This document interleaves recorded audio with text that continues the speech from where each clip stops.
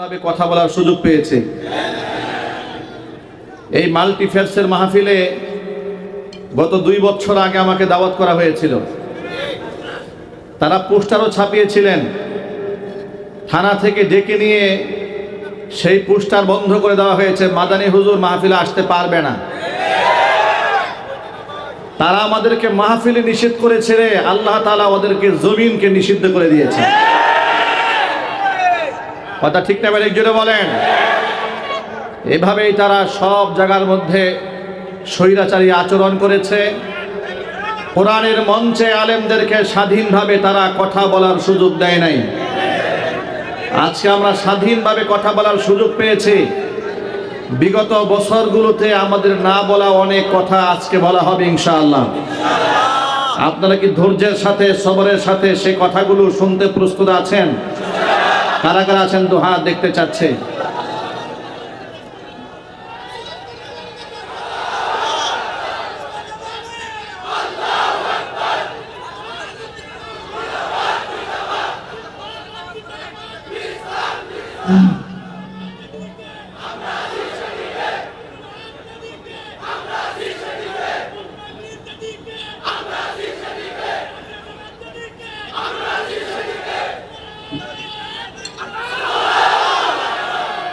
মাশাআল্লাহ, আলহামদুলিল্লাহ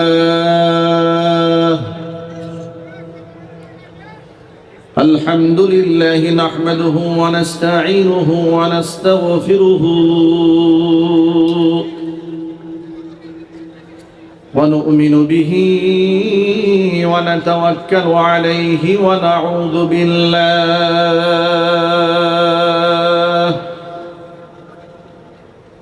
ونعوذ بالله من شرور أنفسنا ومن سيئات أعمالنا من يهده الله فلا مضل له ومن يضلله فلا هادي له ونشهد أن لا إله إلا الله وحده لا شريك له ونشهد أن سيدنا ونبينا وحبيبنا وشفيعنا ومولانا محمدا عبده ورسوله الذي أرسله بالحق بشيرا ونذيرا وداعيا إلى الله بإذنه وسراجا منيرا. أما بعد فأعوذ بالله من الشيطان الرجيم. بسم الله الرحمن الرحيم.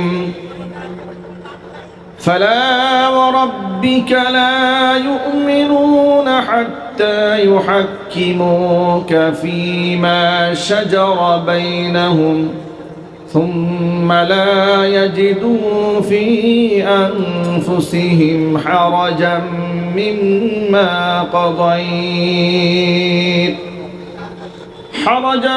مما قضيت ويسلموا تسليما.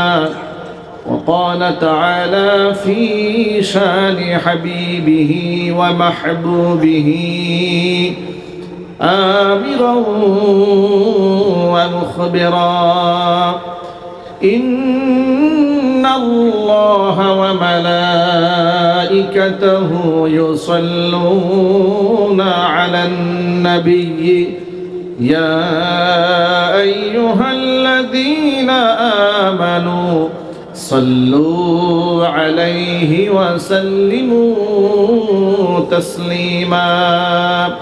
اللهم صل على محمد وعلى آل محمد كما صليت على إبراهيم وعلى آل إبراهيم إنك حميد مجيد اللهم بارك على محمد وعلى آل محمد كما باركت على إبراهيم وعلى آل إبراهيم إنك حميد مجيد محبته জবান ছেড়ে দিয়ে সকলে মিলে কিছুক্ষণ জিকির করুন লা ইলাহা ইল্লাল্লাহ লা ইলাহা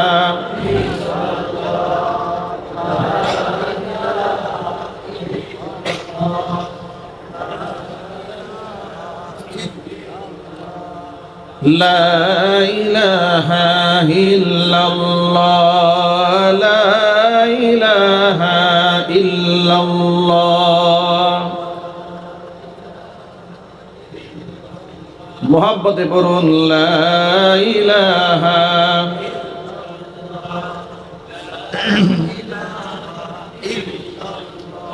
لا إله إلا الله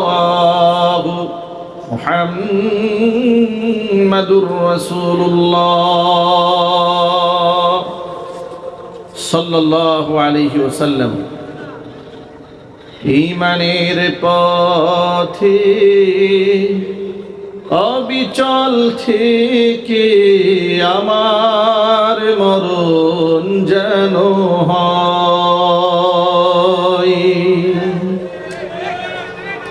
ঈমানের পথে অবিচল থেকে আমার মরণ যেন হয় তোমারই কাছে মিনতি আমার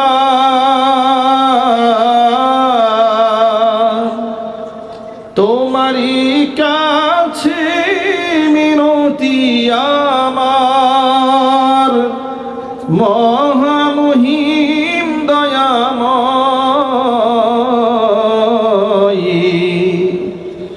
ঈমানের পথে অবিচল থেকে আমার মরণ যেন হয় ঈমানের পথে অবিচল থেকে আমার মরণ যেন হয়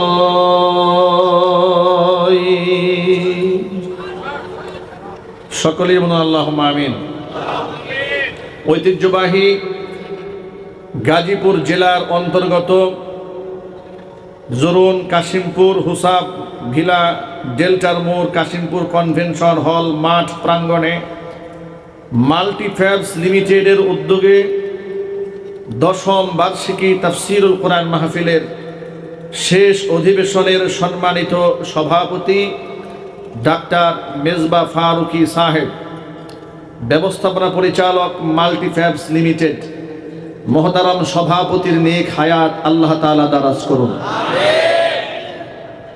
আমন্ত্রিত বিশেষ অতিথিবৃন্দ, হাজারাত উলামায়ে কেরাম, মুরব্বিয়ান এযাম, অত্র এলাকা এবং পার্শ্ববর্তী এলাকার বিভিন্ন প্রান্ত থেকে ছুটে আসা দিন দরদি, ইমানদার, পরহেজগার, মুত্তাকি মুসলিম ভাইয়েরা, পর্দার অন্তরালে অবস্থানরত আমাদের সকলের শ্রদ্ধাভাজন পর্দানিশীন মা এবং বোনেরা, মহান আল্লাহ রাব্বুল আলামিনের দরবারে আলিশানে লাখ কোটি শুকরিয়া আদায় করছি যে মহান আল্লাহ রাব্বুল আলামিন জুলাই আগস্ট বিপ্লবের মধ্য দিয়ে আমাদেরকে একটি নতুন বাংলাদেশ উপহার দিয়েছেন, যেই বাংলাদেশে আমরা স্বাধীনভাবে কোরআন থেকে কথা বলার সুযোগ পেয়েছি।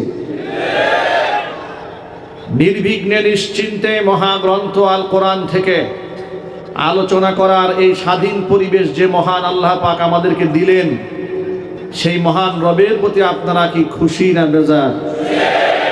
কম না বেশি? হৃদয়ের সবটুকুন ভালোবাসা উজাড় করে শ্রদ্ধা জড়িত কণ্ঠে মহান মনিবের শেখানো ভাষায় শুকরিয়া জ্ঞাপন করছি। জবান ছেড়ে দিয়ে সকলে একযোগে বলছি আলহামদুলিল্লাহ। রব্বানা লাকাল হামদ হামদান কাসীরা তাইয়িবান মুবারাকান ফীহি ইয়া রাব্বি লাকাল হামদু কামা ইয়ানবাগি লিজালালি ওয়াজহিকা ওয়া আযীমি সুলতানিকা। মহান আল্লাহ রাব্বুল আলামিন আজকে তাফসীরুল কোরআন মাহফিলকে কবুল করুন। মাল্টিফ্যাবস লিমিটেডকে মহান আল্লাহ তাআলা কিয়ামত পর্যন্ত কবুল করুন। এই কোম্পানির যিনি ওনার, ম্যানেজিং ডিরেক্টর, এই কোম্পানির ব্যবস্থাপনা পরিচালক, কর্মচারী, কর্মকর্তা বৃন্দ এবং বিশেষ করে এই মাহফিলের সাথে সংশ্লিষ্ট ব্যক্তিবর্গ যারা আছেন, মহান আল্লাহ রাব্বুল আলামিন সকলকে মাফ করে দেন। এই প্রতিষ্ঠানটি আল্লাহ তাআলা আসমান জমিনের সমস্ত বালা মুসিবত থেকে হেফাজত করুন। অত্র এলাকার সমস্ত মুর্দিগানের কবরে আযাব আল্লাহ তাআলা কিয়ামত পর্যন্ত বন্ধ করে দিন। কাল হাসরের কঠিন ময়দানে আজকের এই আয়োজন মহান আল্লাহ তাআলা আমাদের সকলের নাজাতের জরিয়া হিসেবে কবুল করুন। বন্ধুগণ, কোরআন মাজিদের হায়াত হাজার হাজার আয়াতের ভেতর থেকে সূরাতুন নিসার 56 নম্বর আয়াত, ছোট্ট একটি সূরা আয়াত আমি তেলাওয়াত করেছি আপনাদের সামনে। যে আয়াতে আল্লাহ তাআলা আমাদেরকে একটি মৌলিক বিষয়ে দীক্ষা দিয়েছেন। মহান আল্লাহ তাআলা তার জাত এবং সত্তার কসম করে বলেছেন, ফালা ওয়া রাব্বিক, আপনার রবের কসম, লা ইউমিনুন, তারা ততক্ষণ পর্যন্ত ঈমান আনতে পারবে না, তারা ঈমানদার হবে না। কতক্ষণ? হাত্তা ইউহাক্কিমুকা ফীমা শাজারা বাইনাহুম, নিজেদের মধ্যে অমীমাংসিত বিষয়ে, বিবাদকৃত বিষয়ে যতক্ষণ না পর্যন্ত হে নবী আপনাকে চূড়ান্ত ফয়সালাকারী না মানবে। শুধু আপনাকে ফয়সালাকারী মানলেই হবে না, আপনার ফয়সালা দেওয়ার পরে সুম্মা লা ইয়াজিদু ফি আনফুসিহিম হারাজাম মিম্মা কাদাইতা, আপনার রায়, আপনার মতামত, আপনার সিদ্ধান্ত হাসি মুখে মেনে নিতে হবে। শুধু হাসি মুখে মানলে হবে না, ওয়ায়ুসাল্লিমু তাসলিমা, অন্তরে কোনো প্রকার ব্যথা না রেখে হাসি মুখে মানতে হবে। আল্লাহু আকবার বলেন। একটা হচ্ছে মেনে নেওয়া, সামাজিকতা রক্ষার্থে মেনে নেওয়া, কিন্তু মন থেকে গ্রহণ না করা, এরকম করলেও ঈমানদার হওয়া যাবে না। আল্লাহ তাআলা নিজের জাতের কসম করে বলছেন, ততক্ষণ পর্যন্ত তারা ঈমানদার হতেই পারবে না যতক্ষণ পর্যন্ত আপনাকে নিজেদের মধ্যে অমীমাংসিত বিষয়ে চূড়ান্ত ফয়সালাকারী না মানবে। আবার ফয়সালা আপনার শোনার পরে মনের মধ্যে কোনো প্রকার ব্যথা না রেখে, কোনো প্রকার শঙ্কা না রেখে তৃপ্তি সহকারে যতক্ষণ এই সিদ্ধান্ত না মানবে ততক্ষণ পর্যন্ত আপনার রবের কসম ওরা ঈমানদার হতে পারবে না। আমি এই হাজার হাজার জনতাকে প্রশ্ন করতে চাই, আমরা কি ঈমানদার হতে চাই না? যদি বলুন চাই কিনা? তাহলে আল্লাহ এবং রাসূলের সিদ্ধান্তে নাক গলানো যাবে না। মহান আল্লাহ যা বলেছেন সেটা হাসি মুখে মানতে হবে, কোনো প্রশ্ন তোলা যাবে না। বান্দার কি ক্ষমতা আছে আল্লাহর ব্যাপারে প্রশ্ন তোলার? আল্লাহর ব্যাপারে প্রশ্ন তোলা যায় না। তার কারণ মানুষ জ্ঞানের দিক থেকে একেবারেই সীমিত। কোরআন বলেছে, ওয়ামা উতীতুম মিনাল ইলমি ইল্লা কালিলা,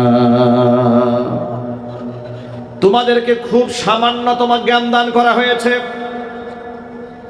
নবী মূসা কালিমুল্লাহ আল্লাহর ইলমের কাছে মানুষের জ্ঞান তুলনা করতে গিয়ে বুঝিয়েছেন, শোনো, তাম পৃথিবীতে যত পানি আছে সমগ্র পানি থেকে একটা পাখি তার ঠোঁট ভিজিয়ে যতটুকু পানি নিতে পারে তামাম দুনিয়ার সমস্ত মানুষ মিলেও আল্লাহর ইলম থেকে ততটুকুও নিতে পারে না। আল্লাহু আকবার বলেন। সুতরাং মানুষের জ্ঞান যেখানে সীমিত, সেখানে আল্লাহ তাআলার শানে, আল্লাহ তাআলার সিদ্ধান্তে কোনো প্রশ্ন তোলার অধিকার মানুষকে দেওয়া হয় নাই। আল্লাহর সৃষ্টির মধ্যে সর্বপ্রথম আল্লাহ রাব্বুল আলামিনের সিদ্ধান্তে প্রশ্ন তুলেছিল শয়তান। কোরআন মাজিদে আল্লাহ তাআলা বিভিন্ন সূরায় ইতিহাস বলেছেন, যেমন সূরা আরাফে ইতিহাস বলেছেন, সূরা বানী ইসরাঈল ইতিহাস আল্লাহ বলেছেন, সূরা হিজরের মধ্যে ইতিহাস বলেছেন। মহান আল্লাহ রাব্বুল আলামিন বলেছেন, فَإِذَا سَوَّيْتُهُ وَنَفَخْتُ فِيهِ مِنْ رُوحِي فَقَعُوا لَهُ سَاجِدِينَ। আদমকে সৃষ্টি করার পরে আমি তাদেরকে বলেছিলাম, সমস্ত ফেরেশতা কুলকে হুকুম দিয়েছিলাম, যখন পূর্ণাঙ্গ আদমকে রূপ দিলাম, আমি তার মধ্যে আমার রূহ ফুঁকে দিলাম, প্রাণের সঞ্চার যখন আদমকে করে দিলাম, আমি সমস্ত ফেরেশতাদেরকে বললাম তোমরা আদমের পায়ে সিজদা দাও। ফাসাজাদাল মালাইকাতু কুল্লুহুম আজমাউন ইল্লা ইবলিস। সকল ফেরেশতা সিজদা দিয়েছে, শুধু সিজদা দেয় নাই ইবলিস। আবা আইয়াকুনা মা'আস সাজিদিন, সিজদা দিতে অস্বীকৃতি জ্ঞাপন করলো। যাক দিয়ে জিজ্ঞেস করলাম, ক্বালা ইয়া ইবলিসু মা লাকা আল্লা তাকুনা মা'আস সাজিদিন। কি ব্যাপার, তুমি কেন সিজদাকারীদের সাথে সিজদা দিলে না কেন? ইবলিস কি জবাব দিল আল্লাহকে জানেন? ইবলিস আল্লাহকে জবাব দিয়ে বলে, ক্বালা লাম আসজুদ, ক্বালা মা আনা, ক্বালা লাম আকুল লিআসজুদা লিবাশারিন খলাকতাহু মিন সালসালিম মিন হামাইম মাসনুন। হে আল্লাহ, একেবারে দুর্গন্ধময় কাদা মাটি থেকে, ওই মাটি থেকে ঠনঠনে মাটি, সেখান থেকে তুমি তৈরি করলে আদম, আর আমি হলাম আগুনের তৈরি। আগুনের তৈরি হয়ে মাটির তৈরি মানুষের পায়ে সেজদা দেব, এটা কি কথা হলো নাকি? এটা কোনো লজিক হলো নাকি? অন্য একটা আল্লাহ পাক বলেছেন, শয়তান আল্লাহর সামনে যুক্তি দিয়ে বলেছিল, খলাকতানি মিন নারিউ ওয়াল খলাকতাহু মিন তিন। আমাকে বানিয়েছো আগুন দিয়ে আর আদমকে বানিয়েছো মাটি দিয়ে, সুতরাং আমি আগুনের তৈরি হয়ে মাটির সামনে মাথা নত করব না। জোর আওয়াজে বলেন নাউযুবিল্লাহি মিন যালিক। যুক্তি স্থাপন করলো কার সামনে? সবাই জুড়ে বলেন আল্লাহর সিদ্ধান্তে প্রশ্ন তোলার কারণে সে হয়ে গেল মালউন। এটা অনেক লম্বা ইতিহাস, ওই ইতিহাস আপনাদেরকে শোনানো আমার মূল উদ্দেশ্য নয়। আমি শুধু এই মেসেজটা আপনাদেরকে দিতে চেয়েছি, মহান আল্লাহ রাব্বুল আলামিনের ব্যাপারে প্রশ্ন তোলা যায় না। আল্লাহ নামাজের বিধান দিয়েছেন, আমরা নামাজ পড়ি। রোজার বিধান দিয়েছেন, আমরা রোজা রাখি। হজের বিধান দিয়েছেন, আমরা হজ করি। যাকাতের বিধান দিয়েছেন, আমরা যাকাত দেই। আল্লাহ তাআলা সুদকে হারাম করেছেন, সুদ থেকে বিরত থাকি। ঘুষকে তো আল্লাহ বারণ করেছেন, ঘুষ থেকে আমরা বিরত থাকি। এক বাক্যে জবাব দিয়ে বলেন, এখন কি আমাদের এই প্রশ্ন করার সুযোগ আছে? আল্লাহ তুমি 5 ওয়াক্ত নামাজ না দিয়ে 4 ওয়াক্ত দিতা, অন্তত ফজরের নামাজটা না দিতা। কি বলেন আপনারা? যে এই শীতের রাত ফজরের নামাজ পড়া, ওযু করে ঠান্ডা পানি দিয়ে বিশাল কষ্ট হয়। আল্লাহ কোন দুঃখে তুমি আমাদেরকে 5 ওয়াক্ত নামাজ দিলা? অন্তত পক্ষে একটা ওয়াক্ত কম দিতে। এই কথা আর এই অভিযোগ তোলার সুযোগ ভাই আমাদের আছে? আরো জোরে বলুন আছে? এরপরে যদি কোনো ব্যক্তি কথা বলে, গোটা দুনিয়ার মধ্যে আধুনিক সভ্যতা চতুর্দিকে ছড়িয়ে পড়েছে, ইহুদি আর খ্রিস্টানেরা চাঁদে যাওয়া শুরু করলাম, নারী পুরুষের সেখানে কোনো ভেদাভেদ নাই, পুরুষের সাথে নারী, নারীর সাথে পুরুষ পাল্লা দিয়ে চলে। অথচ আল্লাহ তুমি আমার নারীদেরকে পর্দার বিধান দিয়েছো, পর্দার বিধান দিয়ে তুমি তাদেরকে বন্দি করে ফেলে নারীদেরকে অধিকার হরণ করেছো। জোরে কর নাউযুবিল্লাহ। এই কথা কি বলার কোনো গুঞ্জাইশ আছে? আরো যদি বলুন ভাই আছে? এই যে আমার সামনে কি সুন্দর ফুটফুটে চাঁদের মধ্যে চেহারা, আমার যুবক ভাইদের চেহারার মধ্যে সুন্দর দাড়ি, কি সুন্দর আলোকিত পরিবেশে দেখা যাচ্ছে। আল্লাহ পাক আমলে বারাকা দান করুন। এই কয়েকদিন আগে দেখেছেন এক বাউল বলেছে, মুখে দাড়ি রাখে নাই, দাড়ি কামাই রেখেছে। সে বলে এক একটা দাড়ির মধ্যে 70টা ফেরেশতা থাকে, সুতরাং এত ফেরেশতার ভার আমি সহ্য করতে পারবো না, এই জন্য আমি দাড়ি রাখি না। নাউজুবিল্লাহ পড়ুন। এভাবে আল্লাহ রাব্বুল আলামিনের কোনো বিধানকে, হুজুরের কোনো সুন্নাহকে হাসি তামাশা করা যায়? আরো যদি বলুন করা যায়। আরেকজনে বললেন যে আপনারা স্টেজে উঠে যে নাচানাচি করেন, কই পাইলেন এটা? কয় আল্লাহ তাআলা কোরআনে নাচানাচি করতে বলছেন। কিভাবে করতে বলেছেন নাচানাচি, একটু দলিলটা শোনেন। কোরআন মাজিদ আল্লাহ তাআলা সর্বশেষ আয়াতের সর্বশেষ সূরার মধ্যে বললেন, কুল আউযু বিরাব্বিন নাস।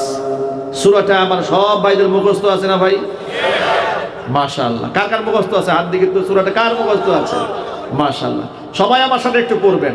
কুল আউযু বিরাব্বিন নাস মালিকিন নাস ইলাহিন নাস মিন শাররিল ওয়াসওয়াসিল খান্নাস আল্লাযী ইউওয়াসওয়িসু ফি সুদুরিন নাসি মিনাল জিন্নাতি ওয়ান নাস। বলেন আমিন।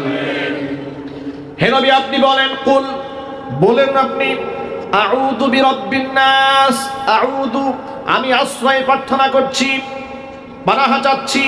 কার কাছে পানাহা চাচ্ছি?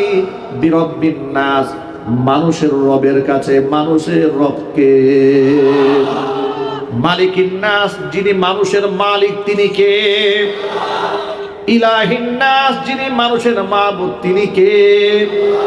কোথা থেকে আমি আশ্রয় প্রার্থনা করছি? মিন শাররিল ওয়াসওয়াসিল খান্নাস, ওই খান্নাসের প্রবঞ্চনা থেকে, যে খান্নাস মানুষের অন্তঃকরণে কুমন্ত্রণা দেয়।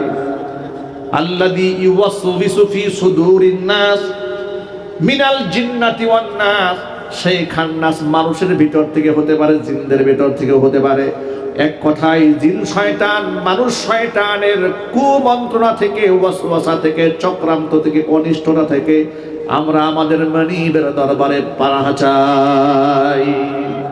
এই যে আল্লাহ তাআলা এখানে বললেন কুল আউযু বিরাব্বিন নাস, নাস মানে হচ্ছে মানুষ। নাস মানে কি? বাউল ফাউল এই কুলাঙ্গার বলে ফেললো। আল্লাহ তাআলা কোরআন মাজিদে বারবার নাচানাচি করতে বলছেন। কয় মালিকিন নাস ইলাহিন নাস মিন শাররিল ওয়াসওয়াসিল খান্নাস, এই যে বারবার নাচ এসেছে, সে বলে এটা হলো নাচ। আল্লাহ কোরআন শরীফে আমাদেরকে নাচতে বলেছেন। নাউজুবিল্লাহ। ভণ্ডামির তো লিমিট থাকা উচিত, ঠিক না? মেরে জন্য বলেন।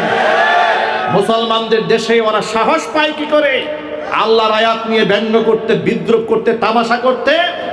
আবার বলেছে আল্লাহ এক মুখে কয় কথা বলে। ওটা কি মুখ না অন্য কিছু? নাউজুবিল্লাহ। ওটা আর মুখে আনলাম না। আল্লাহর শানে যে বাউল এত বড় গুস্তাখি করেছে, বড় দুঃখ ভারাক্রান্ত মন নিয়ে বলি, তাওহীদি জনতার কলিজার মধ্যে আগুন লেগেছে।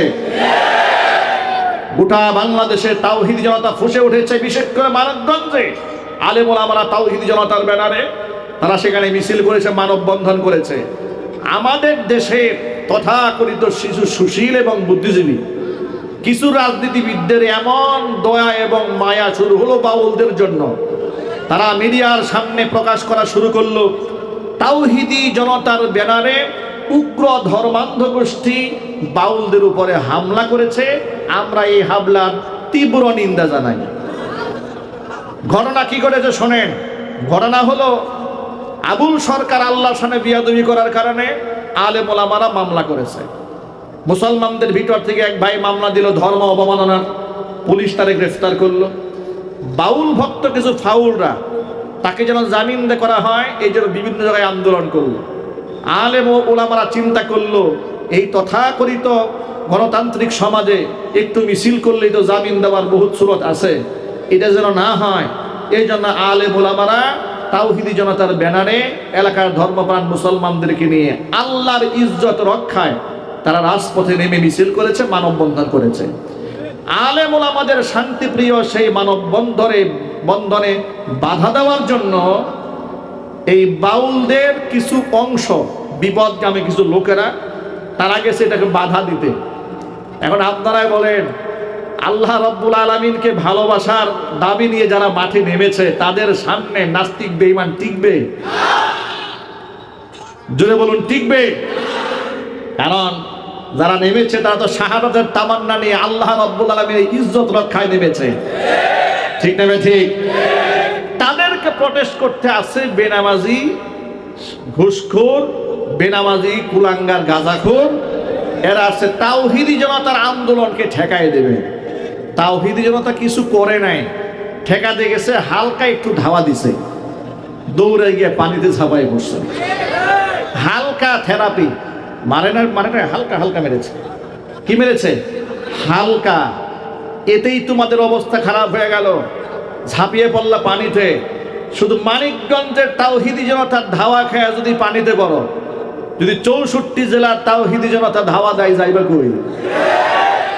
ঠিক না? এই জন্য বলেন।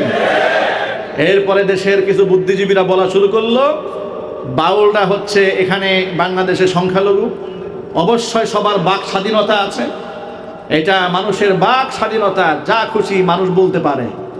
আমি আমার প্রতিবাদের ভাষায় বলেছি, আপনার বাক স্বাধীনতা আছে, আপনি যা মনে চাই তাই বলুন। ইসলাম বাক স্বাধীনতা দিয়েছে, কিন্তু বাক স্বেচ্ছাচারিতা দেয় নাই। আর আপনারা যেটাকে বাক স্বাধীনতা বলেন, পৃথিবীর কোনো সভ্য দেশে এগুলাকে বাক স্বাধীনতা বলে না। আপনি আমেরিকার কথা বলেন, ইউরোপের কথা বলেন, সেখানে গিয়ে আপনি ঈসা আলাইহিস সালামের বিরুদ্ধে একটা কথা বলে দেখুন, যিশু খ্রিস্টের বিরুদ্ধে একটা কথা বলে দেখুন, সেই সমস্ত এলাকার মধ্যে ধর্ম অবমাননার সর্বোচ্চ শাস্তি মৃত্যুদণ্ডের রায় রয়েছে। আপনি সেখানে কিছু করতে পারবেন না। আল্লাহরে গালি দিল, বাক স্বাধীনতা খুঁজে পান। এই জন্য আমি আমার ভাষায় বহু মাহফিলে বলেছি, আজও বলি, ডক্টর এনায়েতুল্লাহ আব্বাসীর ভাষায়, তোমার আল্লাহকে গালি দেওয়া, রসুলকে গালি দেওয়া, এটা যদি তোমার মুখের বাক স্বাধীনতা হয়, তোমার কল্লা উড়াই দেওয়া এটা আমার হাতের স্বাধীনতা।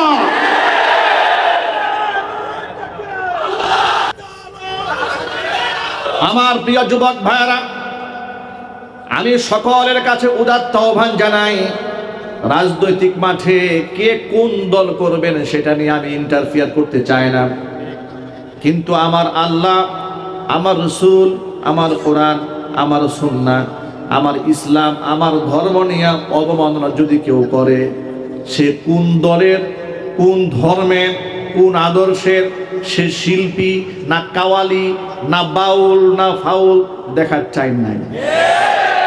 এই ক্ষেত্রে সকল মুসলমানদেরকে সামষ্টিকভাবে আওয়াজ দিতে হবে, ক্ষুধাদ্রোহীর শাস্তি সর্বোচ্চ মৃত্যুদণ্ড দিতেই হবে। কারা কারা আছেন দুহাত দেখতে চাচ্ছি।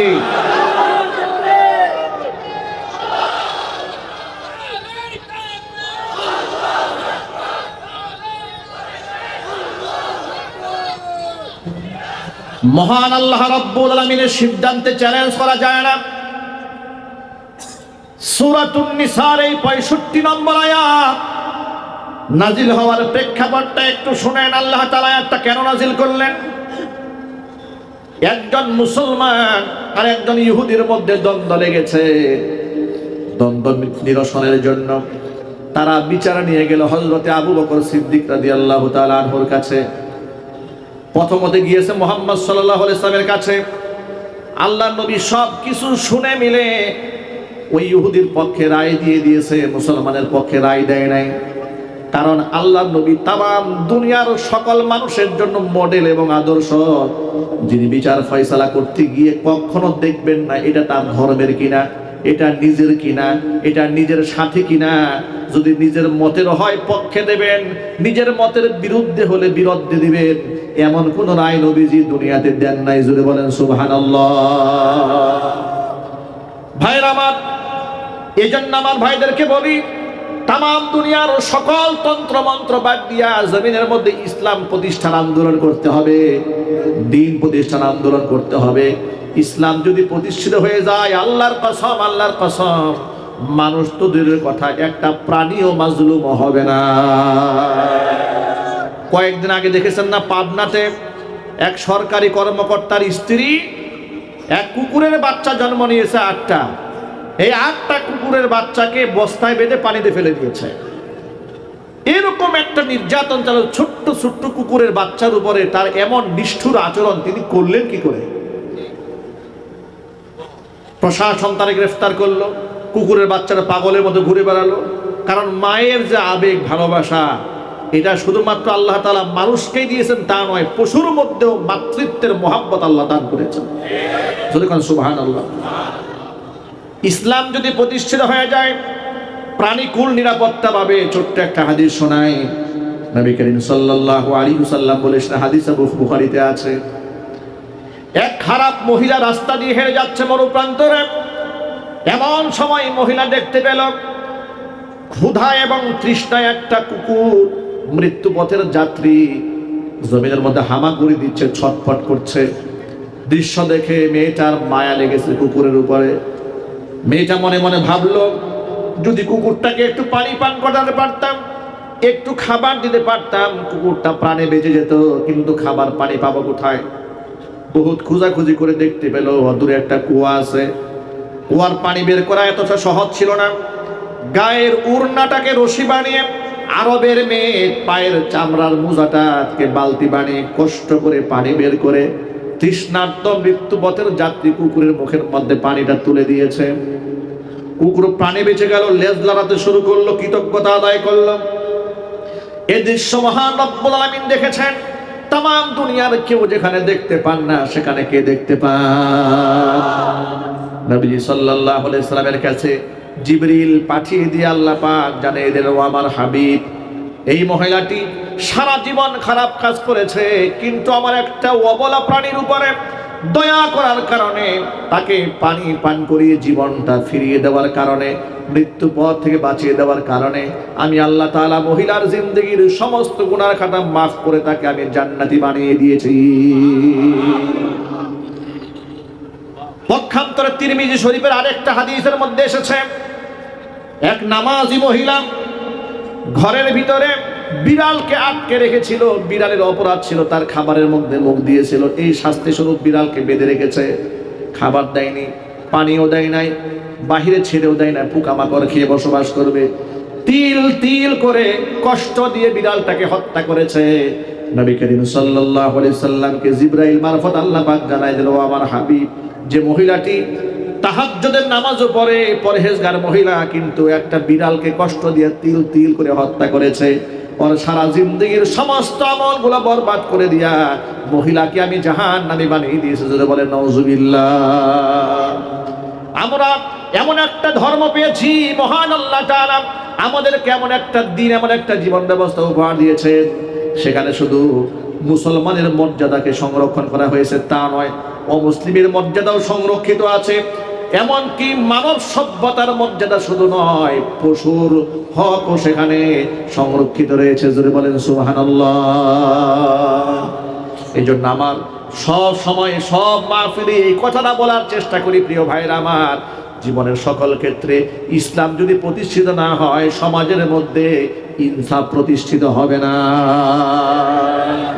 সমাজের মধ্যে ইনসাফ আনতে গেলে কোরআন সুন্নাহর শাসন ব্যবস্থা জমিনে কায়েম করতেই হবে। ঠিক কিনা বলেন? নবী করিম সাল্লাল্লাহু আলাইহি ওয়াসাল্লাম ইহুদি আর মুসলমানের সবকিছু শুনে রায় দিলেন কার পক্ষে? ইহুদির পক্ষে রায় দিয়ে দিলেন। কপালপুরা মুসলমান এটাও রসুলের সিদ্ধান্ত মানতে নারাজ। সে চলে গেছে আবু বকরের কাছে। আবু বকরের কাছে গিয়ে বলে, আবু বকর, আপনার কাছে একটা বিচার নিয়ে এলাম। কার নামে বিচার? অমুকের নামে বিচার নিয়ে আসছি, আমাদের মধ্যে একটা ঝামেলা হয়েছে, আপনি একটা ফয়সালা করে দেন। ইহুদি সুকৌশলে বলে, আবু বকর, আপনি তো আমাদের বিচারটা করবেন, এই বিচার কিন্তু আগে একবার হয়ে গেছে। বলে, বিচার কে করেছে?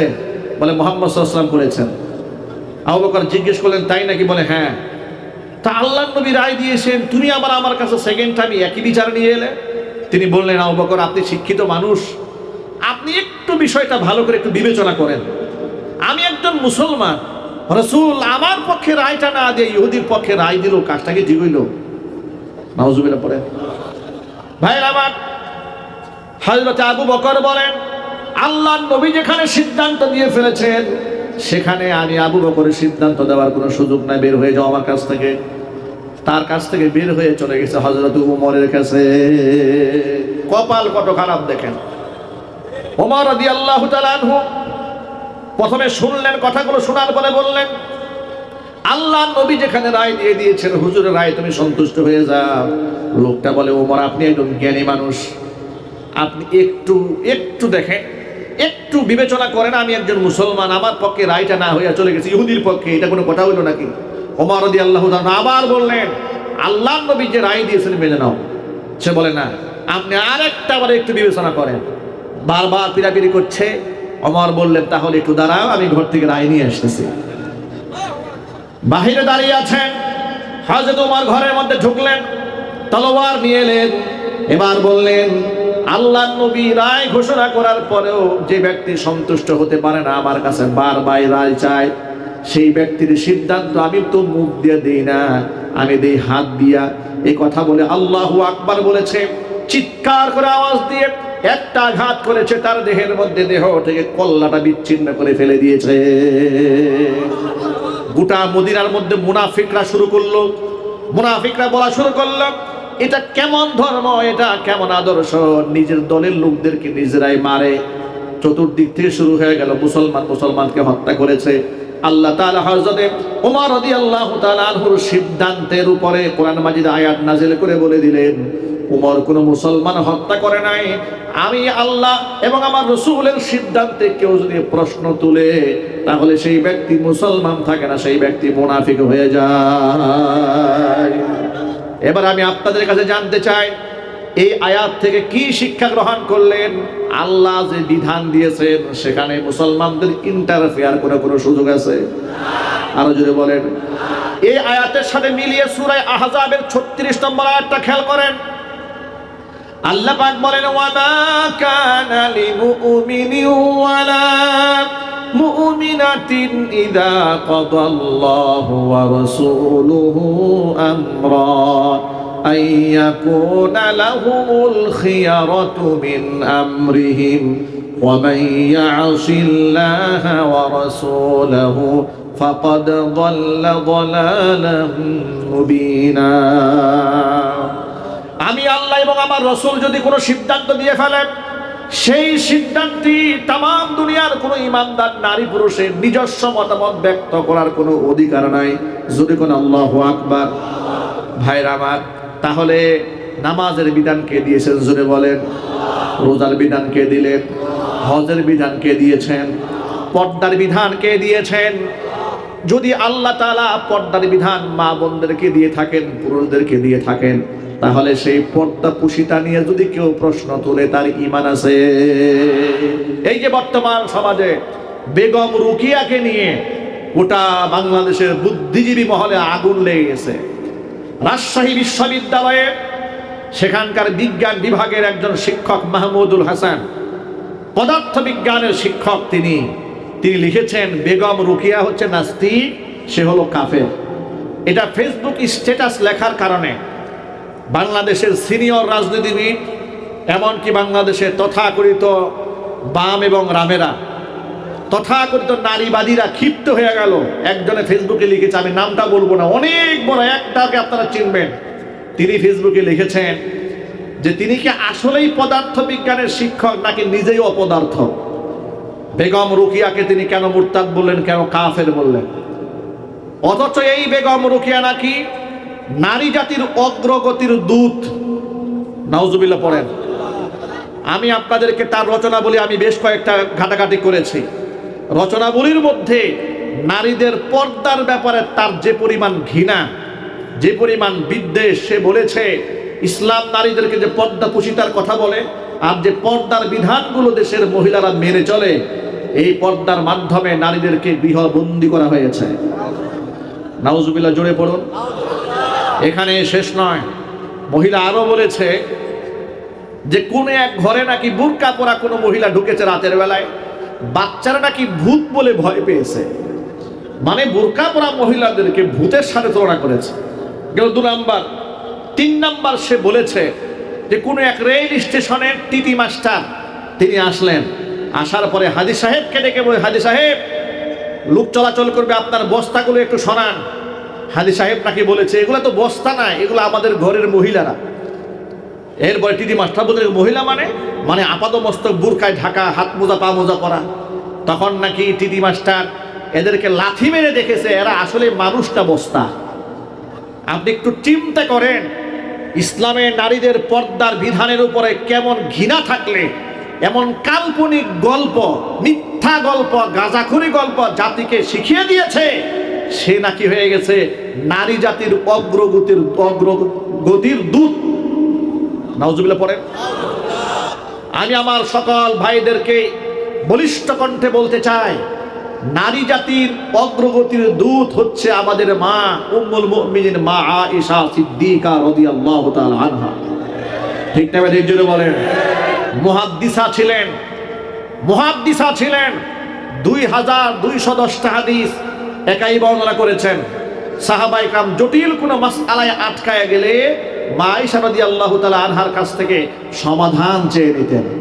এখন আপনাদেরকে বলি, পর্দা কুশিতার ব্যাপারে যে মহিলা এমন মারাত্মক প্রশ্ন তুলেছে, এবার আমি কোরআন থেকে আর রাসূলের হাদিস থেকে ছোট্ট দুটো আপনাদের সামনে উপমা তুলে ধরবো। আপনারা কি বিরক্ত হচ্ছেন? কষ্ট হচ্ছে? নবী করিম সাল্লাল্লাহু আলাইহি ওয়াসাল্লাম নিজের বাড়িতে অবস্থান করেছেন। হুজুরের স্ত্রী উম্মে সালামা রাদিয়াল্লাহু তাআলা আনহা এবং আরেকজন স্ত্রী হযরতে মাইমুনা রাদিয়াল্লাহু তাআলা আনহা দাঁড়িয়েছিলেন। হাদিসটা বর্ণনা করেছেন আমাদের মা উম্মে সালামা। তিনি বলেন ইতোমধ্যে পর্দার আয়াত নাজিল হয়েছে। আমাদের মাঝে আগমন করলেন হুজুরের অন্ধ সাহাবী আব্দুল্লাহ ইবনে উম্মে মাকতুম রাদিয়াল্লাহু তাআলা আনহু। তিনি এলেন, নবীজি সাল্লাল্লাহু আলাইহি ওয়াসাল্লাম আমাদেরকে বলেন ইহতাজিবা মিনহু, তোমরা এই অন্ধ সাহাবী থেকে পর্দার আড়ালে চলে যাও। এমন সময় উম্মে সালামা রাদিয়াল্লাহু তাআলা আনহা প্রশ্ন করলেন, আলাইসা হুয়া আ'মা লা ইউবসিরুনা ওয়া লা ইয়ারিফুনা, ও নবীজি তিনি তো অন্ধ মানুষ, তিনি তো আমাদেরকে দেখতেও পারবেন না, চিনতেও পারবেন না। আল্লাহর নবী তখন কি জবাব দিলেন শোনেন, সে তো অন্ধ, তোমাদেরকে দেখতে পাবে না। আফা আমিয়া ওয়ানি আনতুমা আলাস্তুমা তুরসিরানিহি, তোমরা কি অন্ধ নাকি তোমরা কি তাকে দেখতে পাবে না? ভাইরা আমার, আল্লাহর নবী সাল্লাল্লাহু আলাইহি সাল্লাম নিজের পরিবারের সদস্যদেরকে পর্দার ব্যাপারে কত কঠোর অবস্থান গ্রহণ করেছিলেন। আল্লাহু আকবার বলেন। অথচ সেই পর্দার বিধানে আমি যদি আপনাদেরকে ছোট্ট করে প্রশ্ন করি, ভাইরা আমাদের মা বোনদের যদি পর্দা করে এতে কি আমাদের মা বোনদের ইজ্জত কমে না বাড়ে? আরো যদি বলুন কমে না বাড়ে? কয়েকদিন আগে ঢাকা শহরে মিছিল করেছে প্লে কার্ড নিয়ে, দেহ আমার সিদ্ধান্ত আমার। কোন মুসলমানের মুখ থেকে এমন ভয়ঙ্কর কথা বের হতে পারে? এগুলা হচ্ছে দেশের মধ্যে তসলিমা নাসরিনের ডিম থেকে ফুটা আন্ডা বাচ্চা। এগুলা কিন্তু দেশে আছে। কি বলে এগুলা দেশে নাই? যদি বলতে হবে নাই। সুতরাং এই পর্দা নিয়ে তামাশা, এটা গণতান্ত্রিক রাষ্ট্র হিসেবে চলে, কিন্তু আমি অবাক বিস্ময়ে তাকিয়ে রই যখন দেখি এই সমস্ত উপহাসের পক্ষে দেশের বড় বড় তথাকথিত শিক্ষিত লোকেরা কথা বলে। যখন বাউলদের পক্ষে শিক্ষিত লোকেরা কথা বলে, দেশের প্রথম সারির রাজনীতিবিদেরা কথা বলে, তখন আমার মনে খুব কষ্ট লাগে যে আল্লাহকে গালি দিল তাদের কষ্ট লাগলো না, অথচ বাউলদের উপর হামলা হয়েছে বলে মিথ্যা অভিযোগ করে বাউলদের জন্য দরদ উতলায় পড়লো। তখন আমার একটা মনে আঘাত লাগে, আবার একটা অনুশোচনাও জাগ্রত হয়। অনুশোচনাটা কি বলবো? অনুশোচনা হলো আমাদের দেশে যখন আলেম উলামারা রাজনীতির মাঠে নামেন, এই সমাজের মধ্যে একটা কথা আছে, হুজুর রাজনীতি ভালো মানুষের কাজ না, এগুলো এই খারাপ মানুষ এরা করবে। আপনারা মসজিদে আছেন থাকেন, মাদ্রাসায় আছেন থাকেন, খানকায় আছেন থাকেন, ওয়াজ মাহফিল করেন, আল্লাহ বিল্লাহ করেন, এটাই ভালো। এই রাজনীতির মধ্যে আপনারা যায় না, এটা কাদা সুরাসির মাঠ বলে মোহাব্বতের সাথে। তারা কথাটা খুব মোহাব্বত নিয়েই বলে যে হুজুর মানুষ, তারা এসে কাদা সুরাসির মধ্যে আসবে, হিংসা জিজ্ঞাসার মধ্যে আসবে। এই সুযোগে আলেমরাও দেখবো যে এত কাদা সুরাসুরি, এখানে গিয়ে কোনো লাভ নাই। এবার আলেমরা ইউটার্ন করে ঘরে থাকার সুবাদে এই পুরো আসনগুলোকে দখল করে নিল। ইহুদি বেঈমান খ্রিস্টানদের দালালগুলা, যারা চোর, ডাকাত, লম্পট, জেনাকার, বদমাশ, রাষ্ট্রের টাকা বিদেশে পাচার করে দিল। সুইস ব্যাংকে অ্যাকাউন্ট করলো, 1.5 লক্ষ কোটি টাকা বিদেশে পাচার করে দিল। এরা ক্ষমতার মস্তদে যায় আর গিয়ে আলেমদেরকে মৌলবাদ বলে গালি দেওয়া শুরু করে, জঙ্গিবাদ বলা শুরু করে দেয়। ওই যে কিশোরগঞ্জের ফজু পাগলা কয়েকদিন আগে বলেছে, ফজু পাগলা বলেছে যে আমি মা বোনদেরকে বলবো, মায়েরা বোনেরা, তোমরা মোল্লা মৌলবী মুন্সি আলেম ওলামাদের সন্তান তোমাদের গর্বে ধারণ করো না। আলেমদের উপর এত বিদ্বেষ যার, তাকে কি মুসলমান বলার কোনো সুযোগ থাকে? চিৎকার দিয়ে বলতে হবে থাকে। ফজু পাগলাকে বলতে চাই, জুলাই আগস্ট পরবর্তী বাংলাদেশ এটা স্বৈরাচারের তৈরি করা বাংলাদেশ নয়। স্বৈরাচার আলেম বিদ্বেষী বক্তব্য দিয়েছে, আলেমদেরকে জেলখানায় নিয়েছে, ফাঁসের মঞ্চে উঠিয়েছে, আলেমদের মাহফিলগুলো বন্ধ করে দিয়েছে। গোটা বাংলাদেশের আলেম সমাজের মধ্যে 144 ধারা জারি করেছিল। মহান আল্লাহ তাআলা আমাদের জীবনের মধ্যে 144 ধারা জারি করে রাষ্ট্র থেকে ঘাট ধাক্কা দিয়ে বের করে দিয়েছে।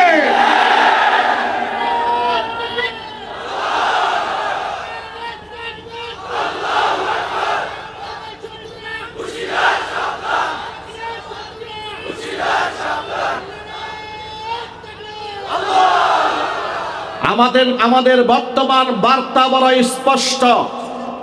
আমরা এই ময়দানে আর নাস্তিক, বেঈমান, খোদাদ্রোহীদেরকে আমরা ছেড়ে দেব না। ঠিক না ঠিক? সিদ্ধান্ত চূড়ান্ত। আলেম ওলামা তাওহীদি মুসলমান যেখানে থাকবে এবং আলেমদের নেতৃত্বে নতুন একটা বাংলাদেশ গড়তে হবে। আমরা একটা সুপান নিয়ে ঝাঁপিয়ে পড়তে চাই। আগামীর বাংলাদেশ কোরআনের বাংলাদেশ, আগামীর বাংলাদেশ ইসলামের বাংলাদেশ, আগামীর সংসদ কোরআনের সংসদ কায়েম হবে ইনশাআল্লাহ।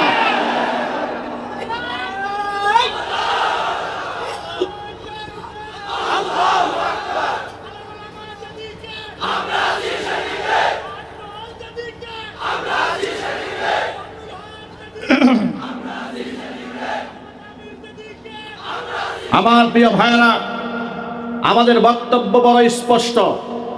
ঈমান এবং তাকওয়ার ক্ষেত্রে কোনো আপোষ চলবে না। ঠিক না ঠিক? আলেম ওলামারা কি দেশের শত্রু?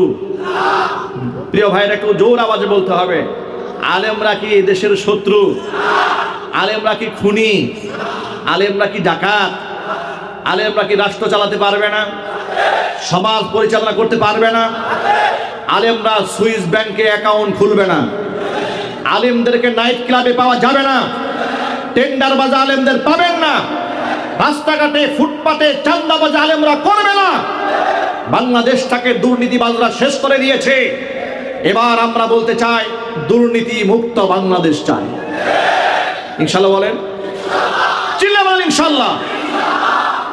এই কথা বললে অনেক সময় বাংলাদেশের কিছু মুসলমানদের দেখি মনটা একটু খারাপ হয়। কি বলেন আপনারা? আমার বুঝে আসে না। আচ্ছা, এখানে কি আমি কোনো দলের নাম বলছি? আমি তো একজন আলেম হিসেবে এই কথাই বলবো যে ভাই, ইসলাম যেখানে আমরা থাকবো সেখানে, কোরআন যেখানে আমরা থাকবো সেখানে, আল্লাহ তাআলা যে বিধিবিধান দিয়েছেন আমরা সেদিকেই হাঁটবো। কোনো দলের নাম কি বলেছি? এরপরেও কিছু লোকেরা কষ্ট পান। এতে কি আমাদের কিছু করার আছে? কিছু লোকেরা যদি এরপরেও কষ্ট পান, আমাদের কি কিছু করার আছে? আমরা এই ক্ষেত্রে নিরুপায়, আমাদের কিচ্ছু করার নাই। কোরআন আছে যেখানে, আমরা থাকবো সেখানে। ইনশাআল্লাহ বলেন। নামাজের ব্যাপারটা একটু লক্ষ্য করেন। নারীবাদীরা গোটা সমাজের মধ্যে ধোঁয়াশা তৈরি করে রেখে দিয়েছে। ইসলাম নাকি নারীদেরকে ঠকিয়েছে। আল্লাহর কসম করে বলি, ইসলাম নারীদের ঠকায় নাই। নবী করিম সাল্লাল্লাহু আলাইহি ওয়াসাল্লাম হাদিসের মধ্যে বলেছেন, 3টি জিনিস আমার কাছে আল্লাহর পক্ষ থেকে প্রিয় করা হয়েছে। 1 নাম্বার, হুব্বিবা ইলাইয়ান নিসা, আল্লাহর পক্ষ থেকে আমার কাছে প্রিয় করা হয়েছে নারীদেরকে। সুবহানাল্লাহ। কোন নারীরা আমার কাছে অবজ্ঞার পাত্রী নয়, নারীরা আমার কাছে তুচ্ছ তাচ্ছিল্যের পাত্রী নয়। নবীজি সাল্লাল্লাহু আলাইহি সাল্লাম অন্য একটা হাদিসের মধ্যে বলেছেন, ইন্নামাদ দুনিয়া কুল্লুহা মাতাউন ওয়া খায়রু মাতাইদ দুনিয়াল মারআতুস সালিহা। তাম দুনিয়ার মধ্যে যত সামগ্রী আছে, সমগ্র সামগ্রীর মধ্যে সর্বশ্রেষ্ঠ সামগ্রীর নাম হচ্ছে নেককার মহিলা। তাম পৃথিবীর সমস্ত হীরা জহরত স্বর্ণ এক পাল্লায় দিলেও একটা নেককার মহিলার সমতুল্য হবে না। আমি এখানে জুমলাই মোতারেজা হিসেবে প্রাসঙ্গিক আমি এখানে ছোট্ট একটা কথা বলতে চাই, যেহেতু অনেক যুবকের এখানে আছেন। ইদানিং আমরা দেখতে পাচ্ছি অনলাইন সোশ্যাল মিডিয়াতে অনেক যুবক নিজের স্ত্রীর সাথে ভিডিও করে এগুলো ফেসবুকে আপলোড করে, টিকটক রিলস বানায়, আবার নাম দিয়েছে কাপল ব্লগার। আল্লাহর কসম, এগুলো কাপল ব্লগার না, এগুলো হচ্ছে কাপল জেনাকার। ঠিক না ঠিক জুড়ে বলেন? আমাদের যুব সমাজের ইমান আমল চরিত্রগুলোকে জাহান্নাম বানাই দিচ্ছে। নিজের স্ত্রীর সৌন্দর্যতা মানুষকে দেখিয়ে যারা পয়সা ইনকাম করে, আমি কথা বলতে বাধ্য হচ্ছে, আবার বলছি, স্পষ্ট ভাষায় বলছি, নিজের বউয়ের সৌন্দর্যটা হাজার পর পুরুষের সামনে প্রদর্শন করে যারা পয়সা ইনকাম করে, বেশ্যার ইনকামের সাথে ইনকামে কোনো পার্থক্য নাই। আপনি আপনার স্ত্রীর সৌন্দর্যতা বিক্রি করে পয়সা ইনকাম করেন, আপনার কাছে পয়সা এত মূল্যবান হয়ে গেল, অথচ আপনি জানেন না তাম পৃথিবীর সমস্ত সম্পদ এক পাল্লায় দিলেও একটা সতী সাধ্বী নারীর সমতুল্য হবে না। আল্লাহু আকবার বলে। ভাইরা আমার, এই জন্য সকলকে সাবধান করে দেয়, খবরদার এই কাজে কেউ হাত বাড়াবেন না। এই যে গার্মেন্টসে আপনারা চাকরি করেন, সততার সাথে কাজ করেন, 10,000 টাকা বেতন পান, কাজ করেন, 15,000 টাকা বেতন পান, কাজ করেন, ফাঁকি দিবেন না। নামাজের সময় নামাজ পড়েন, কাজের সময় কাজ করেন। এই যে মাল্টিফ্যাক্সের কথা তো না বললেই নয়। গোটা বাংলাদেশে এই বিষয়টা আলোচনা হয়েছে। এক সময় আপনারা দেখেছেন, নামাজ কর্তৃপক্ষ সাইনবোর্ড লাগিয়ে নোটিশ করে বলেছিলেন যে এখানে যারা কর্মচারী কর্মকর্তা বৃন্দ আছেন, আপনারা বাধ্যতামূলক নামাজ পড়বেন।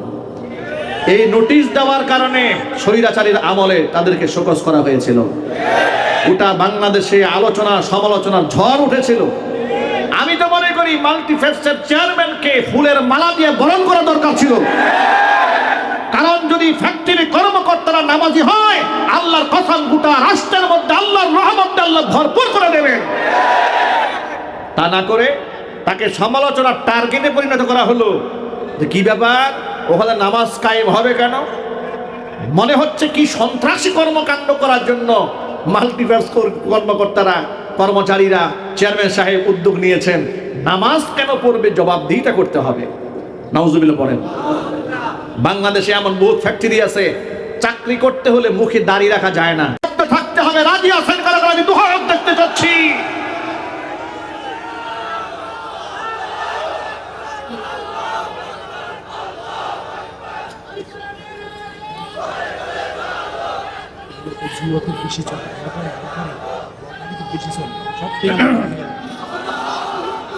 এই জন্য আমার সকল শ্রমিক ভাইদেরকে বলছি, শ্রমিক ভাইরা আমার, যে কথা বলতে গিয়ে কথাটা বললাম সেটা হলো, এই যে ফেসবুক, ইউটিউব আর টিকটক রিলস বানিয়ে নিজের বউয়ের ছবি মানুষকে আর দেখাবেন না, ইনশাল্লাহ বলেন। নতুন বিবাহ করে কপাল কত খারাপ দেখেন, বিবাহ করে বউয়ের ছবি ফেসবুকে দিয়ে বলে, প্রিয় বন্ধুগণ আপনাদের নতুন ভাবি, খাস দিলে দোয়া করে দিবেন। কি নাই? যদি বলুন না ভাই নাই। আরে কি নির্লজ্জ, কেমন নির্লজ্জ! বউয়ের ছবি ফেসবুকে দিয়ে বলে খাস দোয়া চাই। আবার কেউ বলে এ 2 বছর হলো, আজকে আমাদের 2 বছরের পূর্ণ হলো বিবাহ বার্ষিকী, দুইজনের ছবি একসাথে দিয়া এরপরে সারে। আর পাবলিক লেখে কিউট ভাবি, সুইট, বিউটিফুল, আরো একবার হট ভাবি, সুপার হট, একেবারে কেক হয়ে যাবে হটের খেলায়, লেখা শুরু করছে। আর এগুলো দেখে দেখে খুব খুশি হয়। আহা আহা, আপনার স্ত্রীর প্রতি কত মানুষ কত বাজে নজর দিয়েছে, একটাবার কল্পনা করেছেন? আপনি না মুসলমান, আপনার তো একটা ব্যক্তিত্ব থাকা উচিত, আপনার তো একটা শাখসিয়ত থাকা উচিত, আপনার তো একটা আভিজাত্য থাকা উচিত।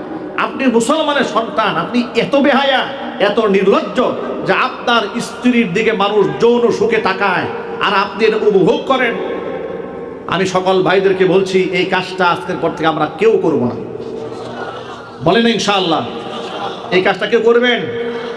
একটা হাদিস শোনায়, হুজুর বলেছেন, সালাসাতুন ক্বাদ হারামাল্লাহু আলাইহিমুল জান্নাহ, তিন শ্রেণীর মানুষের জন্য আল্লাহ তাআলা তার জান্নাতকে হারাম করেছেন। এক নাম্বার হচ্ছে মুদিমিনুল খামর, যারা মদ পান করে তাদের জন্য আল্লাহর জান্নাত হারাম। মাদকের সাথে আমাদের ভাইদের কোনো সম্পর্ক থাকতে পারে না, ইনশাআল্লাহ বলেন। দুই নাম্বার ওয়াল আক, পিতা মাতার অবাধ্য সন্তান যারা, তাদের জন্য আল্লাহর জান্নাত হারাম। তিন নাম্বার ওয়াদাইয়ুসুল্লাযী ইউকিরু ফি আহলিহিল খাবাস, ওই দায়ুস পুরুষ যেই ব্যক্তি তার অধীনস্থ নারীদেরকে বেপরদায় চালায়, তার জন্য আল্লাহর জান্নাত হালাল না হারাম। তাহলে আজকের পর থেকে আমাদের অধীনস্থ মেয়েদেরকে, মাদেরকে, বোনদেরকে, স্ত্রীদেরকে কখনো আমরা বেপরদায় চলতে দেব না, বলেন ইনশাআল্লাহ। আর মা বোনদেরকে এই কথাটা বোঝা উচিত, আপনি কেন বেপরদায় চলবেন? আপনি আপনার স্বামীর কাছে রানী হয়ে থাকুন, আল্লাহ তাআলা আপনার সংসারে সুখ দেবে, সমৃদ্ধি দেবে, রহমত দিবে, ভালোবাসা দিয়ে আল্লাহ ভরপুর করে দেবে। আজকে ঘরে ঘরে মারামারি, ঝগড়াঝাটি আছে না নাই? ডিভোর্স বেড়েছে, তালাক বেড়েছে, পরকীয়া তো একবারে ঘরে ঘরে পৌঁছে গেছে। নাউযুবিল্লাহি মিন যালিক। আল্লাহ তাআলা আমার যুবক ভাইদেরকে, আমার মা বোনদেরকে, সকলকে আগামীর ভবিষ্যৎকে জঘন্য পাপাচার থেকে হেফাজত করুন, জোরে কোন আমিন। ভাইরা আমার, মূল কথায় ফিরে আসি। যে কথা বলতে চেয়েছিলাম সেটা হলো, আজকে বর্তমান সমাজের ভিতরে অসংখ্য যুবকেরা নিজের মা বোনদের সম্মান দেয় না, ইজ্জত দেয় না। তারা রাস্তাঘাটের ফুটপাতের সবচেয়ে কম দামি প্রোডাক্টের চাইতেও নিজের স্ত্রীকে আরো নিম্নমানের মনে করে। ঠিক না ঠিক? এটা করা যাবে না। আমি আমার সকল যুবক ভাইদেরকে বলি, আজকের পর থেকে বেপরদায় নিজের স্ত্রী সন্তানকে চালাবো না, বলেন ইনশাআল্লাহ। এক ওয়াক্ত নামাজও কাজা হবে না ইনশাআল্লাহ। নবী করিম সাল্লাল্লাহু আলাইহি ওয়াসাল্লাম হাদিসটা বলতেছিলেন, হুজুর বলেছেন তিনটি জিনিস আমার কাছে প্রিয় করা হয়েছে। এক নাম্বার হলো হুব্বিবা ইলাইয়ান নিসা, নারীদেরকে প্রিয় করা হয়েছে। দুই নাম্বার ওয়াত্তিব, সুগন্ধি ব্যবহার করা, আল্লাহর পক্ষ থেকে আমার কাছে প্রিয় করা হয়েছে। তিন নাম্বার ওয়াজুইলাত কুররাতু আইনি ফিস সালাহ, নামাজের মধ্যে আল্লাহ তাআলা আমার চোখের শীতলতা দান করেছেন। দুঃখ নিয়ে বলতে হয় যে নামাজ মুসলমানদের আইডেন্টিটি বহন করে, জাতিসত্তা বহন করে, পরিচয় বহন করে। সমাজের অধিকাংশ মুসলমান সেই নামাজের ব্যাপারে সবচাইতে গাফেল এবং উদাসীন। ঠিক কিনা বলেন? নামাজ পড়বো কয় ওয়াক্ত ভাই? বলেন ইনশাআল্লাহ। নামাজটা আমার পরিচয়। হুজুর বলেছেন জুইলাত কুররাতু আইনি ফিস সালাহ, নামাজের মাধ্যমে আল্লাহ তাআলা আমার চোখের শীতলতা দান করেছেন। হুজুরে বলেন সুবহানাল্লাহ।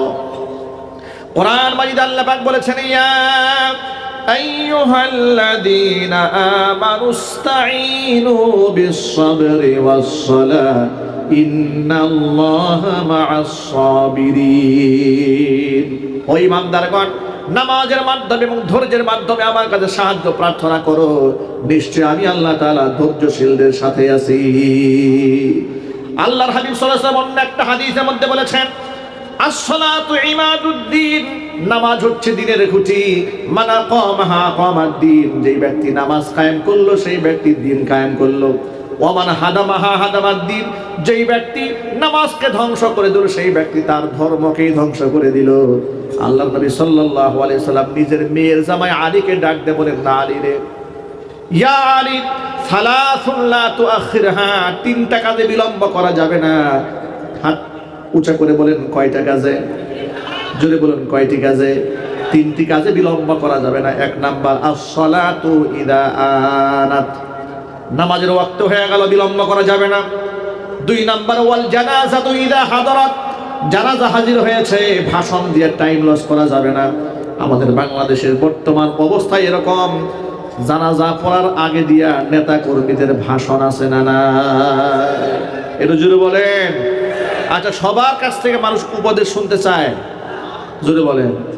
লাশকে সামনে নিয়ে টাকনুর নিচে প্যান্ট পরে বক্তব্য দেওয়া শুরু করছে যে প্রিয় ভাইয়ের আমার, বোনের আমার, এখানেও রাজনীতি, সব জায়গায় রাজনীতি, ওয়াজ মাহফিলের রাজনীতি, গানের মঞ্চে গিয়ে রাজনীতি, জানাজার সামনে গিয়েও রাজনীতি, কবরের সামনে গিয়েও রাজনীতি, আছে না নাই?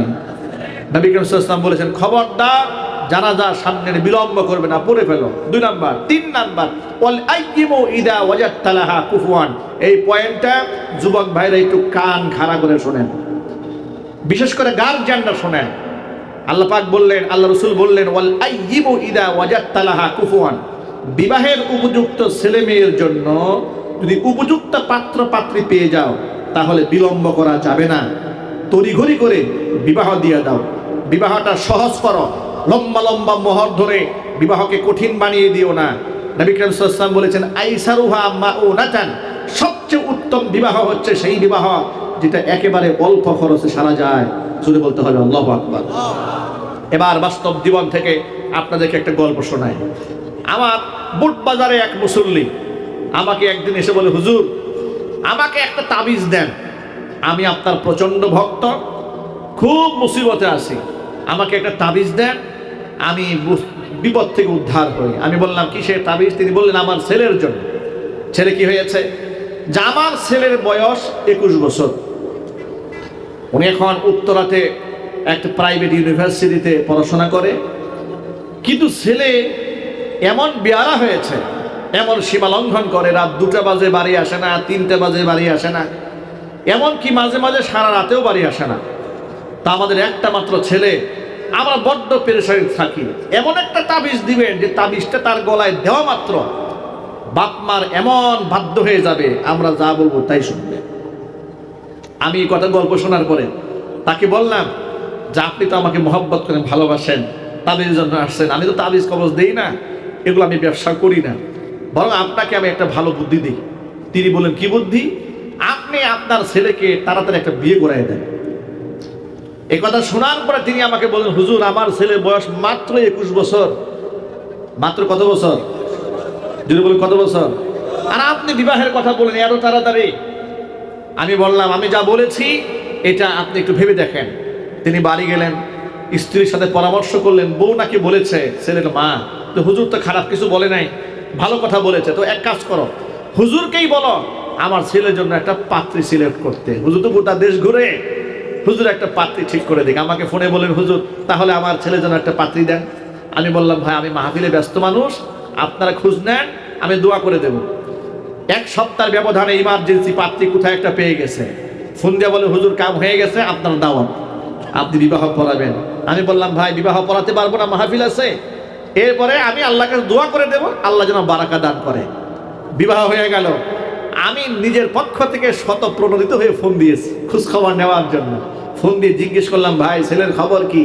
উনি আমাকে বলেন, হুজুর ছেলে তো 3 দিন হয়েছে ঘরের দরজাই খুলে না। আল্লাহু আকবার বলেন। আমি বললাম, তাবিজটা কেমন হলো? কেমন হলো তাবিজ? আপনি তো বলেছিলেন এমন তাবিজ দেন ছেলে যাওয়া বাপ্পার কথা ছাড়া বাইরে না যায়, রাতের বেলায় বাড়ি ফিরে না, 3 দিন পরে আপনার ঘরে আসতে চায় না। সেই লোকে এখন 3 দিন দরজা খুলে না। কি তাবিজটা ঝুলাই দেওয়া হয়েছে? এরকম তাবিজের কিছু দরকার আমার যুবক ভাইদের জন্য, ঠিক না? এই জন্য বলেন, এই তাবিজের নাম হচ্ছে বিবাহ। এই তাবিজের নাম কি? বিবাহ। হালাল, আল্লাহ পাক এর মধ্যে বারাকা দিয়েছেন। কিন্তু যুবক ভাইরা, এই গার্জিয়ানরা এমন কথা বলে যে বিবাহের কথা মুখে নিও না, এখন তোমার ক্যারিয়ার গড়ার সময়, তুমি আগে নিজের পায়ে ভালো করে দাঁড়িয়ে নাও, এরপরে বিবাহ করবা। নিজের পায়ে দাঁড়াতে দাঁড়াতে আর ক্যারিয়ার গড়তে গড়তে ক্যারেক্টারের 12টা বেজে গেছে, ঠিক কিনা যেন বলেন। আমি কুষ্টিয়াতে বহু বছর আগে এক জায়গায় আত্মীয় বাড়ি বেড়াতে গিয়েছিলেন। সেখানে পাশে এক ভদ্র মহিলা, সম্ভব 1992 সনে উনি মাস্টার্স কমপ্লিট করেছেন। ভাইরা সব আমেরিকায় সেটেল, বোনকে বিবাহ দেয় না। তারা বলে আমার বোনের সমতুল্য কোনো পাত্রই পাচ্ছে না খুঁজে। সর্বশেষ তিনি এখন বুড়ি হয়ে গেছেন, এখন বিবাহের রাস্তাঘাট সব বন্ধ হয়ে গেছে। এইভাবে যে কত মা বোনেরা সময় হারিয়ে আফসোস করছেন, স্বামী খুঁজে পাচ্ছেন না। কত যুবক বিবাহ করতে করতে 40 ঊর্ধ্ব বয়স হয়ে গেছে, এরপরেও বিবাহের কোনো খোঁজ খবর নাই। কিন্তু দুঃখজনক বাস্তবতা, এই দেশে অনেক অনেক কুফরি আইন আছে। কুফরি আইনের মধ্যে এটা একটা বড় কুফরি আইন, যে 18 বছর আগে মেয়েকে বিবাহ দেওয়া যাবে না, 21 বছর আগে ছেলে বিবাহ করতে পারবে না। আমরা সরকারের কাছে আবেদন জানাই, এই আইন পরিবর্তন করতে হবে, ঠিক না? ঠিক জুড়ে বলেন। বাল্য প্রেমের ধোঁয়া তুলে আপনার বিবাহ নিষিদ্ধ করেন, কিন্তু বাল্য বিয়ের কথা শুনলে মাথা নষ্ট হয়। কিন্তু বাল্য প্রেম নিয়ে কারো মাথা ব্যথা নাই কেন? কথা বলে না কেন? বাল্য বিবাহ নিয়ে আপনাদের এত মাথা ব্যথা, কিন্তু বাল্য প্রেম নিয়ে মাথা ব্যথা নাই কেন? আজকে বাল্য প্রেম নিয়ে মাথা ব্যথা না থাকার কারণে ক্লাস 6 এর মেয়েরা বয়ফ্রেন্ড নিয়ে পালিয়ে যাচ্ছে। ঠিক না মানে জোর বলেন? এই সব কিছু পরিবর্তন হওয়া দরকার। রাষ্ট্রের আমূল পরিবর্তন সাধন না হলে শুধু ওয়াজ নসিহত দিয়ে দেশ ঠান্ডা করা যাবে না। আমূল পরিবর্তনের জন্য মধ্য মুজাহিদ তরুণ সমাজকে এগিয়ে আসতে হবে, জিহাদের ভূমিকায় উত্তীর্ণ হতে হবে, দ্বীনের পথে ঝাঁপিয়ে পড়তে হবে। আল্লাহর কোরআন, আল্লাহর নবীর সুন্নাহ, আল্লাহর আইন জমিনে প্রতিষ্ঠিত করার জন্য সর্বাত্মক প্রচেষ্টা চালিয়ে যেতে হবে। জান মাল সময় উৎসর্গ করে দিতে হবে আল্লাহর দ্বীনের জন্য। পারবো না যুবকরা? ইনশাআল্লাহ। যুবকরা পারবো তো ইনশাআল্লাহ? ঈমানের পথে অবিচল থেকে আমার মরণ যেন হয়। জোরে কোন আমিন।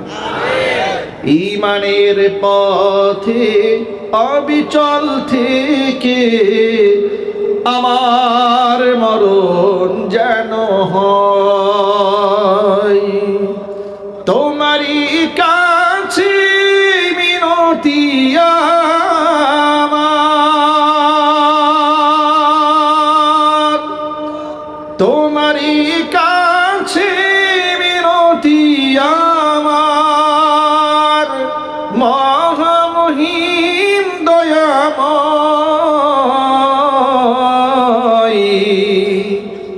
ঈমানের পথে অবিচল থেকে আমার মরণ যেন হয়। ঈমানের পথে অবিচল থেকে আমার মরণ যেন হয়। সকলেই বলেন আমিন। ভাইরা আমার, আল্লাহ তাআলা যে বিধানগুলো দিয়েছেন সকল বিধানের উপর ঈমান আনতে হবে। কোরআন বলেছে আফাতুমিনুনা বিবাদিল কিতাবি ওয়া তাকফুরুনা বিবাদ, কিছু অংশের উপর ঈমান আনবে, কিছু অংশ করবে অস্বীকার। ফামা জাযাউ মান ইয়াফআলু যালিকা মিনকুম ইল্লা খিজিয়ুন ফিল হায়াতিদ দুনিয়া ওয়া ইয়াওমাল কিয়ামাতি ইউরাদ্দুনা ইলা শাদ্দিল আযাব ওয়া মাল্লাহু বিগাফিলিন আম্মা তা'মালুন। কিতাবের কিছু অংশ মানবে আর কিছু অংশ করবে অস্বীকার। এই আমল যদি তোমাদের হয়, দুনিয়াতে লাঞ্ছনা গঞ্জনা ভোগ করতে হবে, পরকালে কঠিন শাস্তির সম্মুখীন হতে হবে। সুতরাং কিছু মানবো আর কিছু মানবো না, সেটা যেন না হয়। আল্লাহ পাকের সব বিধান মানার তৌফিক দান করুন, আমিন। পুরোটা যদি মানেন ইজ্জত বাড়ায় দেবেন কে? যদি বলুন কে দেবেন? এই যে দেখেন, আফগানিস্তানের দিকে তাকায় দেখুন, ওরা কিন্তু আমেরিকার চোখে চোখ রেখে কথা বলে। ঠিক না ঠিক? ভারতের চোখে চোখ রেখে কথা বলে। আল্লাহ ইজ্জত কমিয়ে দিয়েছে? ইজ্জত আল্লাহ পাক বাড়িয়ে দিয়েছেন। কারণ কোরআন মাজিদ আল্লাহ পাকের ওয়াদা আছে, ওয়ালাউ আন্না আহলাল কুরা আমানু ওয়াত্তাকাউ লাফাতাহনা আলাইহিম বারাকাতিন মিনাস সামাই ওয়াল আরদি। আল্লাহ পাক বলেন, জনপদের লোকেরা যদি ঈমান আনে এবং তাকওয়া অবলম্বন করে, অবশ্যই আসমান জমিনের সমস্ত রহমতের দুয়ার তাদের জন্য আমি আল্লাহ উন্মুক্ত করে দেব। সুতরাং ঈমানকে মজবুত করেন। ওমর ফারুক রাদিয়াল্লাহু তাআলা আনহু বলেছেন, কুন্না আযাল্লাল কওমি, গোটা দুনিয়ার মধ্যে আমরা ছিলাম নিকৃষ্ট জাতি, ফাআযানা বিল ইসলাম, ইসলাম দিয়ে আল্লাহ তাআলা আমাদের সম্মানিত করেছেন। তামাম পৃথিবী সব ছাড়তে পারে, কিন্তু ইসলাম ছাড়তে পারবো না। সুতরাং সুন্নাহ হলো আমাদের আদর্শ, রাসূলের সুন্নাহ পদ্ধতি হচ্ছে আমার জীবনের দিক নির্দেশনা। আমরা কি নববী আদর্শিত হতে পারবো না ভাই? ইনশাআল্লাহ। যে সমস্ত যুবক ভাইদের মুখে এখনো দাড়ি আসে নাই, আজকের পর থেকে দাড়ি চলে আসবে ইনশাআল্লাহ। কোন কোন যুবকের মুখে আজকে থেকে দাড়ি আসবে ভাই? হাত দেখি তো ইনশাআল্লাহ। একটু খুশি মনে হাত তোলেন না ভাই। দাড়ি আসবে তো ইনশাআল্লাহ। আর নামাজ আজকে থেকে বাদ যাবে না এক ওয়াক্ত ইনশাআল্লাহ। যদি বলেন ইনশাআল্লাহ। আল্লাহ পাক যেন আজকের এই মাহফিলকে কবুল করেন, মাল্টিফেপসকে আল্লাহ তাআলা কবুল করেন, কর্মচারী কর্মকর্তা বৃন্দ যারা আছেন সকলকে আল্লাহ তাআলা কবুল